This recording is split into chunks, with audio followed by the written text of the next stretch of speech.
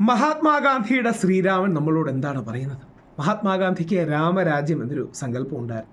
ആ രാമരാജ്യം എന്ന സങ്കല്പം എന്ന് പറയുന്നത് സാധാരണക്കാരുടെ ഉന്നമനത്തിന് വേണ്ടിയുള്ള രാജ്യം എന്ന രീതിയിലാണ്. മഹാത്മാഗാന്ധി രാമൻ എന്ന സിംബലെ യഥാർത്ഥത്തിൽ നമ്മുടെ പൊതു രാഷ്ട്രീയ സാമൂഹിക ധാരയിലേക്ക് സന്നിവേശിപ്പിക്കുകയാണ്. അതായത് ഇന്ത്യയിൽ എന്നും ഒരു ലെഫ്റ്റ് വിങ് ഉണ്ട്. നെഹ്റുജിയൊക്കെ പ്രതിനിധാനം ചെയ്യുന്ന ഒരു ലെഫ്റ്റ് വിങ്, മതേതര പുരോഗമന സെക്കുലർ എന്നൊക്കെ വിളിക്കുന്ന ലെഫ്റ്റ് വിങ്. അതേപോലെ ഇന്ത്യയിൽ വലിയൊരു വിഭാഗം റൈറ്റ് വിങ് ഉണ്ട്.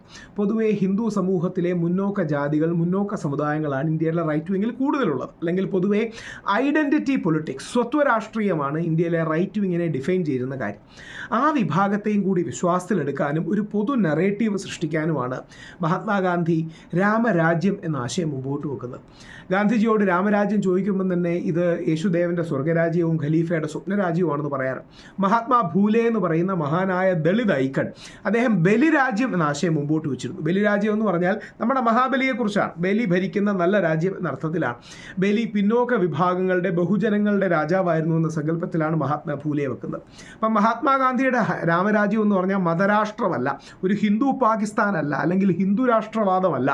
അത് ഹിന്ദുവിനും മുസ്ലിമിനും ക്രിസ്ത്യാനിക്കും എല്ലാം ഒരേപോലെ ജീവിക്കാനും സ്നേഹത്തോടെ സഹവർത്തിത്വത്തോടെ ജീവിക്കാൻ കഴിയുന്ന ഒരു രാജ്യമാണ്. മഹാത്മാഗാന്ധിയെ കോംപ്ലിമെൻ്റ് ചെയ്യാനാണ് 1920 റേഞ്ചിൽ തന്നെ അല്ലെങ്കിൽ 30കളിലൊക്കെ ഉണ്ടായിരുന്ന വളരെ പോപ്പുലറായിരുന്ന അലാമ മുഹമ്മദ് ഇക്ബാൽ, സാരേ ജഹാം സെ എഴുതിയ മുഹമ്മദ് ഇക്ബാൽ ശ്രീരാമൻ ഇമാമേ ഹിന്ദാണെന്ന് പറയുന്നത്. ഇമാം എന്ന വാക്കിനർത്ഥം സ്പിരിച്വൽ ലീഡർ ഓഫ് ഇന്ത്യ എന്നൊക്കെയാണ്. അപ്പോൾ ഇമാമേ ഹിന്ദാണ് ശ്രീരാമൻ, ഇന്ത്യയുടെ സ്പിരിച്വൽ ലീഡറാണ്, നമ്മളെല്ലാം ശ്രീരാമനെ സപ്പോർട്ട് ചെയ്യണമെന്നൊക്കെ പറയും. ലോകത്തിലെ ഏറ്റവും വലിയ മുസ്ലിം രാജ്യമായ ഇന്തോനേഷ്യയിലും ഏറ്റവും വലിയ സാംസ്കാരിക ബിംബങ്ങളിലൊന്ന് ശ്രീരാമനാണ്.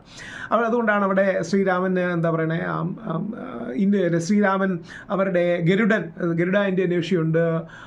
അല്ലെങ്കിൽ ശ്രീരാമൻ്റെ പേരിലുള്ള പല കാര്യങ്ങളും നമുക്ക് അവിടെ കാണാം. രാം മുഹമ്മദ് ഒരു കോമൺ നെയിമാണ്. ബാങ്ക് ഗണേശയുണ്ട്, ബാങ്ക് ഗരുഡ ഉണ്ട്, ഗരുഡ ഇന്തോനേഷ്യ ഒക്കെ ഉണ്ട് അവിടെ. അപ്പം മതം കൊണ്ട് മുസ്ലിങ്ങളും സംസ്കാരം കൊണ്ട് ഇന്ത്യക്കാരും എന്ന വലിയൊരു പൈതൃകമാണ് അവർ പിന്തുടരുന്നത്. അങ്ങനെ ലോകത്തിലെ പല രാജ്യങ്ങളിലും ശ്രീരാമനെ നയിക്കണം.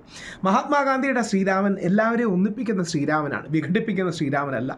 എല്ലാവരെയും ഒരുമിച്ച് ചേർത്ത് പോകുന്ന ശ്രീരാമനാണ്, ഐക്യത്തിൻ്റെ ശ്രീരാമനാണ്. ആ ശ്രീരാമനെ അള്ളാഹു എന്ന് വിളിച്ചാലും അല്ലെങ്കിൽ യാഹു എന്ന് വിളിച്ചാലും പരബ്രഹ്മം എന്ന് വിളിച്ചാലും ഇനി മറ്റൊരു പേര് വിളിച്ചാലും ഗാന്ധിജിക്ക് എതിർപ്പുണ്ടായിരുന്നു. അത് ഒരുമിപ്പിക്കാനുള്ളൊരു മന്ത്രമായിട്ടാണ് ഗാന്ധിജി കൊണ്ടുവന്നത്. അതുകൊണ്ടാണ് രഘുപതി രാഘവ രാജാറാം എന്ന നൂറ്റാണ്ടുകളായിട്ട് പാടി വരുന്ന മനോഹരമായൊരു എന്താ പറയുക മന്ത്ര സ്വഭാവമുള്ളൊരു ഗാനമുണ്ട്. അതിൽ ഗാന്ധിജി എഴുതി ചേർത്ത വാക്കുകളാണ് ഈശ്വർ അല്ലാ തേരോ നാം സബ്കോ സന്മതി ദേ ഭഗവാൻ. ഈശ്വരൻ എന്ന്